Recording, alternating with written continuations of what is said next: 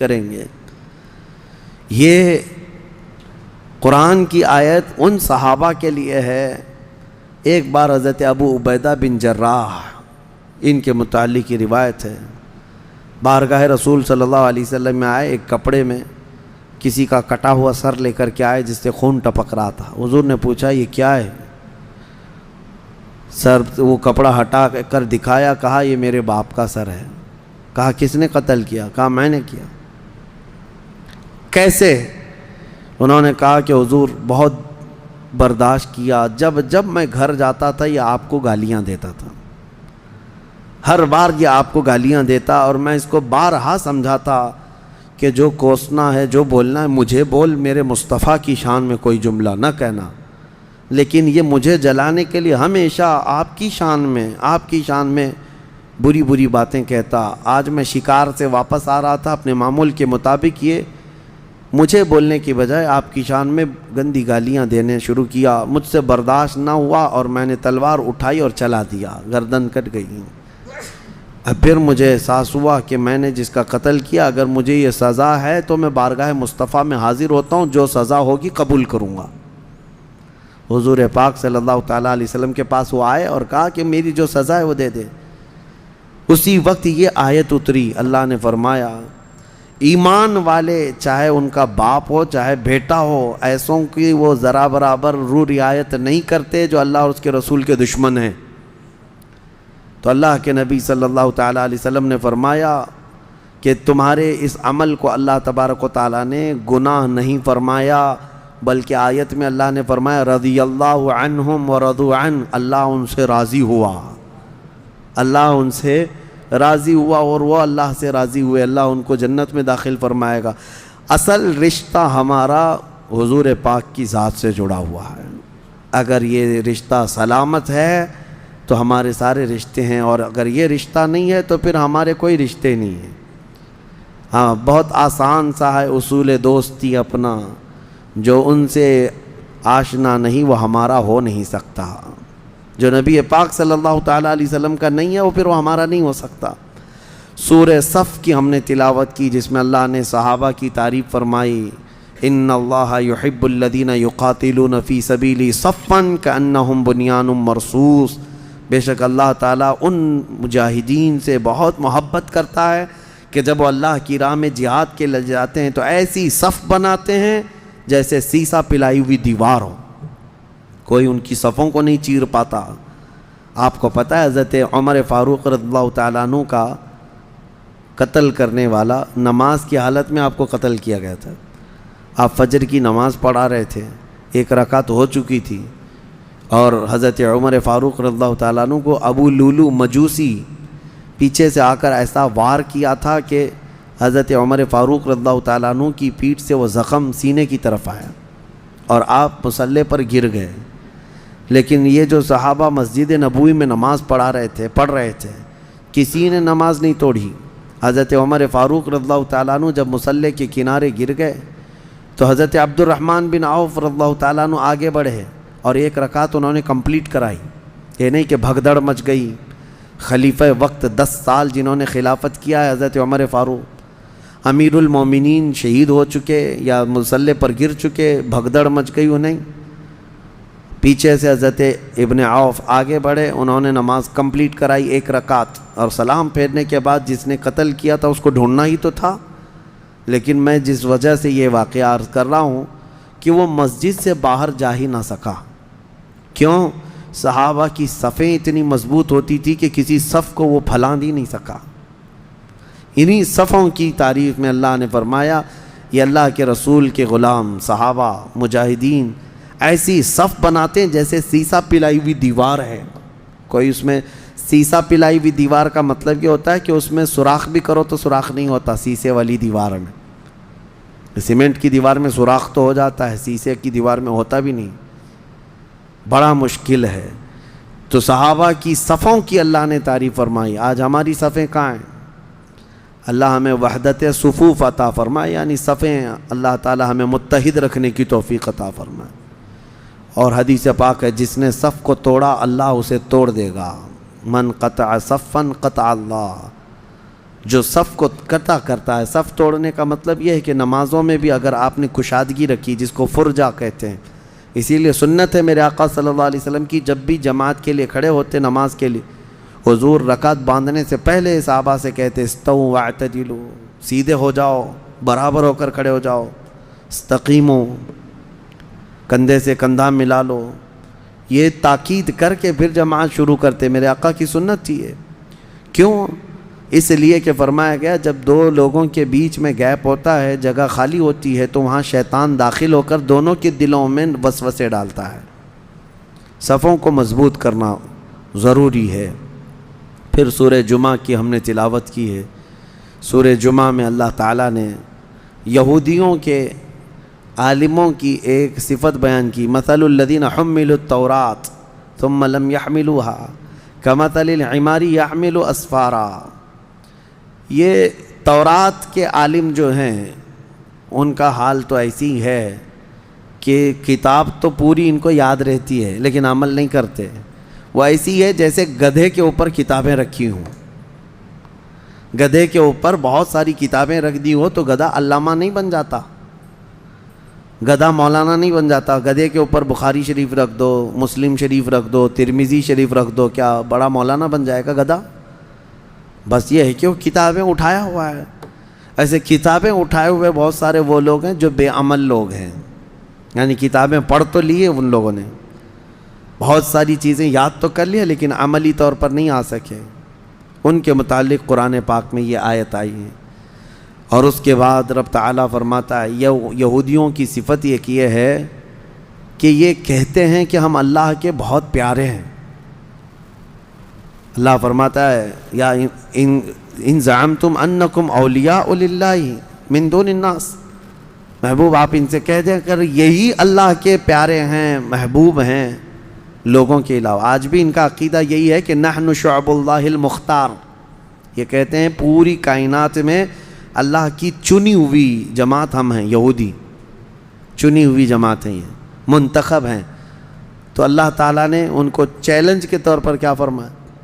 اگر یہ اللہ کے پیارے ہیں جیسا کہ ان کا گمان ہے تو محبوب آپ ان سے کہہ دیں موت کی تمنا کریں اللہ سے ملنے کے لیے.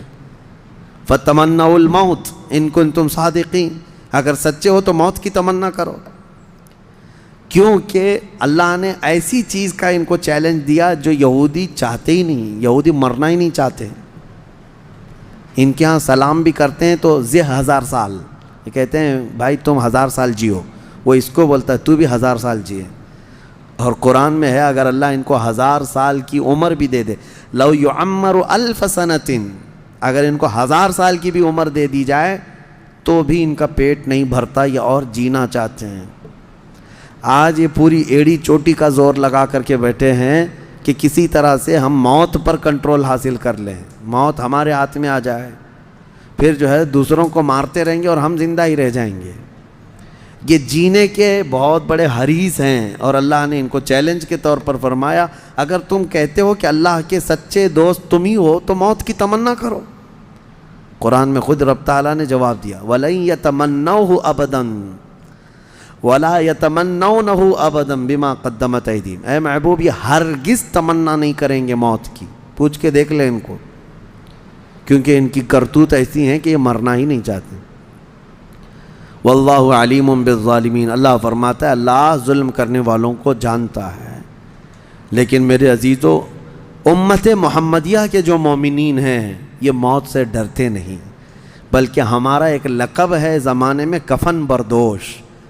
کفن بردوش کا مطلب ہے کہ یہ اپنے کندھے پر کفن لے کر چلنے والی قوم ہے، اسے موت سے خوف نہیں ہے. اسی کو تو اقبال نے کہا تھا کہ انگریز پورے مسلمانوں کو دیکھ کر کے ایک بات کہتے تھے یہ فاقہ کش موت سے ڈرتا نہیں، ذرا روح محمدی اس کے بدن سے نکال دو. انگریز یہ کہتے تھے روح محمدی اس کے بدن میں ہے اور یہ مرنے سے ڈرتا ہی نہیں ہے. ہمیں موت سے ڈر اسی لیے نہیں ہے کہ حقیقت میں ہم اللہ اس کے رسول سے محبت کرتے ہیں اور یقین ہے ہمیں کہ ہم جائیں گے قبر میں تو تنہا نہیں، میرے مصطفیٰ کا دیدار ہوگا انشاءاللہ. نبی پاک صلی اللہ تعالیٰ علیہ وسلم کو دیکھنے کے لیے جا رہے ہیں. اسی لیے شاعر نے کہا ہے شب گور بھی اسی گل سے ملاقات کی رات. یعنی یہ قبر کی جو رات ہے اسی گل سے ملنے کے لیے، اسی پھول سے ملنے کے لیے ہی تو جا رہے ہیں، اسی لیے سج کر سنور کر کے جاتے ہیں۔ ہمارا یقین ہے الموت جسر یوصل الحبیب الی الحبیب، موت ایک برج ہے، ایک پل ہے، ایک حبیب کو دوسرے حبیب سے ملا دیتا ہے۔ یہودی نہیں، ان کے ہاں جان کی بڑی قیمت ہے، جان کی بڑی قیمت۔ ایک اسرائیلی بھی اگر کسی کے ہاں قیدی بن جائے، ایک اسرائیلی، اس کو چھڑانے کے لیے یہ 500 دوسرے قیدیوں کو آزاد کر سکتے ہیں۔ 500 قیدیوں کو آزاد کر دیں گے ایک اپنے اسرائیلی کو چھڑانا ہو۔ موت کی ان کے ہاں موت کا بڑا خوف ہے، بہت ڈر ہے، اور قرآن کہہ رہا ہے، یہ میری بات نہیں، قرآن کہہ رہا ہے، موت کی تمنا نہیں کرتے۔ اسی لیے آج کے زمانے میں بھی یہ جن قوموں سے ڈرے ہوئے ہیں وہ مختصر سی جماعتیں ہیں، ان کے مقابل میں ہے نہیں، لیکن حماس سے، فلسطین کے، ایران سے، ان سب سے اتنے وہ خوفزدہ ہیں۔ چھوٹی چھوٹی جماعتیں ہیں ان کے ہاں، اور ان کے پاس تو سپر پاور طاقتیں ہیں، پوری دنیا کو ہتھیار بیچ کر کے جنگوں میں مبتلا کر رکھا ہے اس اسرائیل نے، پوری دنیا کو سپلائی کرتے ہیں۔ ان کے پاس ہائی لیول کے ڈیفنس ہتھیار موجود ہے، سب ہو کر کے بھی ڈرتے اتنے۔ ان کے ہاں بنک ہیں بہت سارے، یعنی جب کوئی میزائل داغا جائے تو یہ سیف ہونے کے لیے انڈر گراؤنڈ چلے جاتے ہیں، وہاں سیف انہوں نے کمرے بنا رکھے ہیں کہ اس پر میزائل کا اثر نہیں ہوگا۔ پورے ملک میں ہے 1 کروڑ کی آبادی، لیکن خوف اتنا طاری ہے، خوف اتنا طاری، مرنا نہیں چاہتے۔ اور اسی کو سورہ جمعہ میں رب تعالیٰ نے فرمایا کہ اگر یہ جو دعویٰ کرتے ہیں کہ دنیا میں اللہ کی پسندیدہ قوم یہی ہیں، تو پھر ان سے کہیں کہ مرنے کی تمنا کریں، پھر اللہ کے پاس جانا ہے نا۔ ہر محبوب چاہتا ہے اپنے محبوب کے پاس جائے، ہر محب چاہتا ہے اپنے محبوب کے پاس جائے۔ میرے عزیزو، اللہ کریم نے اسی سورہ جمعہ میں یہ بھی حکم نازل فرمایا، یا اے ایمان والو، جب نماز کے لیے بلایا جائے تو دوڑ پڑو۔ اذا نودی للصلاۃ من یوم الجمعۃ فاسعوا الی ذکر اللہ، جب جمعہ کی اذان ہو جائے تو خرید و فروخت چھوڑ دو اور دوڑو اللہ کی طرف سے۔ جمعہ کی اذان کے بعد خرید و فروخت کرنا حرام ہے، حرام ہے، دکانیں کھول کر مت بیٹھے رہو۔ جمعہ کی اذان ہو گئی، وذروا البیع، اللہ نے فرمایا چھوڑ دو، خرید و فروخت وغیرہ ساری چیزیں چھوڑ دو۔ جمعہ کی اذان ہو چکی ہے، تمہیں بلایا گیا بھی، دوڑنا ضروری ہے۔ دوڑنے کا مطلب اللہ کے ذکر کی طرف آ جاؤ۔ یہاں تو جمعہ کے لیے لوگ خطبے کے بعد انتظار کرتے رہتے، امام صاحب نماز کے لیے کھڑے ہو جائیں گے تو گھر سے نکلیں گے ہم۔ خطبہ بھی تمہارے لیے جمعہ کے واجبات میں سے ہے، اس میں ضروری ہے۔ بہرحال اللہ کریم نے اس میں سورہ جمعہ میں جمعہ کی نماز کے لیے فوراً اپنے ہاں سے نکلنے کا حکم فرمایا۔ صحابہ کا حال بھی یہی تھا۔ اور اس کے بعد اللہ فرماتا ہے جب نماز مکمل ہو جائے تو پھیل جاؤ زمین پر اور اللہ کا رزق تلاش کرو، بے شک اللہ تبارک و تعالیٰ بہترین رزق دینے والا ہے۔ منافقوں کے لیے بھی ایک پوری سورہ آئی ہے، سورۃ المنافقون، اور اللہ نے فرمایا اے محبوب جب آپ کے پاس منافق آئیں اور یوں کہیں گے نشہد انک رسول اللہ، وہ کہیں گے ہم گواہی دیتے ہیں آپ اللہ کے رسول ہیں، واللہ یشہد ان المنافقین لکاذبون، محبوب اللہ گواہی دیتا ہے کہ یہ منافق جھوٹ بولتے ہیں۔ وہ آپ کے سامنے آ کر کہتے ہیں کہ آپ اللہ کے رسول ہیں، لیکن اللہ گواہی دیتا ہے کہ یہ جھوٹ بولتے ہیں۔ آپ کو میں ایک بات بتاؤں، ایک جہاد میں حضور صلی اللہ تعالیٰ علیہ وسلم کے صحابہ سب گئے تھے، اس میں منافقین بھی اس وقت شامل ہو جاتے تھے۔ عبداللہ بن ابی جو منافقوں کا سردار ہے، جو جنگ احد میں 300 لوگوں کو لے کر الگ ہو گیا تھا، ایک غزوے سے واپس آ رہے تھے تو ایک کنویں پر صحابہ میں آپس میں تکرار ہو گئی، یعنی مہاجر صحابی تھے ایک اور ایک مدینے کے تھے، تو مدینے والے اور مکہ والے ان دونوں میں پانی کو نکالنے میں کوئی تکرار ہو گئی۔ تو وہ جو عبداللہ بن ابی تھا اس نے دیکھا اور کہا ان کی بہت ہو گئی ہے، مدینے میں آ کر کے اب یہ مدینے والوں پر قبضہ کر لیے، اور اب تو اتنی ہمت ہو گئی کہ مدینے والوں کے ساتھ لڑائیاں بھی کرنے لگ گئے۔ تو عبداللہ بن ابی نے بھڑکایا، انصار کو جا جا کر کے بھڑکا رہا تھا کہ یہ مکہ سے ہجرت کر کے آئے اور دیکھو اب تمہاری لوگوں کو مارنے لگ گئے ہیں، یہ جھگڑنے لگ گئے ہیں۔ اور اس کے بعد اس نے باتوں میں یہ کہا کہ اب ہم مدینے جائیں گے تو ہم عزت والے لوگ وہاں جتنے ذلیل ہیں سب کو ہم نکالیں گے۔ اس نے کس کو کہا؟ حضور صلی اللہ علیہ وسلم کو اور ان کے صحابہ جو ہجرت کر کے آئے ان کو کہا جتنے ذلیل لوگ ہیں ہم ان کو نکالیں گے۔ یہ اس خبیث نے کہا تھا عبداللہ بن ابی نے۔ یہ باتیں چلنے لگیں اور عبداللہ بن ابی نے یہ کہا تو کچھ لوگوں نے سنا تھا، حضور تک یہ بات آئی نہیں تھی۔ اب مدینے کی طرف جب یہ قافلہ چلا تو بیچ میں عبداللہ بن ابی کا یہ بیٹے ہیں، عاشق رسول ہیں، باپ منافقوں کا سردار ہے، بیٹا پکا عاشق رسول ہے۔ مدینے کے باہر ہی اپنے باپ کا راستہ روک کر کھڑے ہو گئے، کہا میں نے سنا ہے کہ تم نے اللہ کے رسول اور ان کے ساتھی جو مہاجرین صحابہ ہیں ان کو کہا کہ ذلیل لوگوں کو تم مدینے سے نکالو گے۔ عبداللہ بن ابی جھوٹ بولتا تھا بہت، کہا کہ کس نے کہا، ایسی بات نہیں ہے، ویسی بات نہیں۔ تو اس کے بیٹے جو تھے انہوں نے کہا جس نے بھی کہا لیکن مجھے یقین ہے کہ تو نے کہا ہوگا۔ اپنے باپ سے وہ لڑتے رہے، کہا کہ نہیں میں نے ان کے لیے نہیں کہا، ان کے لیے نہیں کہا، میں فلاں کے لیے کہا۔ وہ ضد پر کھڑے تھے کہ میں اس وقت تک تجھے مدینے میں داخل ہونے نہیں دوں گا۔ اپنے باپ کو، مدینہ قریب ہے، اپنے باپ سے کہتے ہیں میں اس وقت تک مدینے میں داخل ہونے نہیں دوں گا جب تک تم اعلاناً یہ نہیں کہو گے کہ تم ذلیل ہو اور رسول اللہ عزت والے ہیں، جب تک تم یہ اعلان کے ساتھ نہیں کہو گے۔ بیٹا اڑ گیا اور منافقین کا سردار وہ کہنے لگا، حضور پاک صلی اللہ علیہ وسلم کے پاس آ کر شکایت کیا کہ یہ میرا بیٹا ایسا ایسا میرے متعلق کہہ رہا ہے، میں بھلا آپ کی تعریف کرنے والا آدمی، میں آپ کے گن گانے والا آدمی، مجھے یہ ایسا کہہ رہا ہے۔ تب آیتیں اتری، یہ پورے سورہ منافقون آ گئی۔ اللہ نے فرمایا یقولون لئن رجعنا الى المدینة لیخرجن الاعز منها الاذل وللہ العزۃ ولرسولہ وللمؤمنین ولکن المنافقین لا يعلمون۔ محبوب یہ منافقین کہتے ہیں کہ اگر ہم مدینے لوٹ آئے تو عزت والے لوگ ہم لوگ ان ذلیلوں کو نکالیں گے۔ خبردار، عزت اللہ کی ہے، عزت رسول کی ہے اور عزت ایمان والوں کی ہے، اور منافقین اس بات سے بے خبر ہیں، ان کو پتہ نہیں عزت کہاں ہے۔ نبی پاک صلی اللہ علیہ وسلم نے یہ آیت تلاوت فرمائی، پھر اس کے بعد اس منافقین کے سردار نے خوب چیخ چیخ کر کے کہا لوگوں سنو کان کھول کر کے، ہم ذلیل ہیں اور محمد اللہ کے رسول عزت والے ہیں اور ان کے ساتھی عزت والے ہیں۔ تب بیٹے نے راستہ چھوڑا مدینے میں آنے کا۔ یہ صحابہ کا ایمان تھا، وہ حضور کے سامنے پھر کسی کو نہیں مانتے تھے۔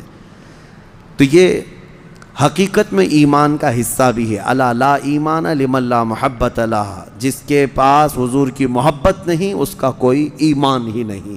اسی کو اقبال نے بہت اچھے انداز میں کہا ہے، محمد کی محبت دین حق کی شرط اول ہے، اسی میں ہو اگر خامی تو سب کچھ نامکمل ہے، اسی میں ہو اگر خامی تو سب کچھ نامکمل ہے۔